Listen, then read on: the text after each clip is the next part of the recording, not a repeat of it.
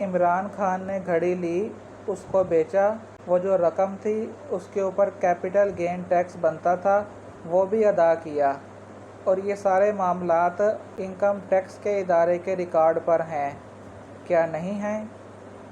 तकलीफ़ ये है कि इलेक्शन कमीशन में ज़ाहिर नहीं किए और इलेक्शन एक्ट के तहत फ़ैसला दिया गया।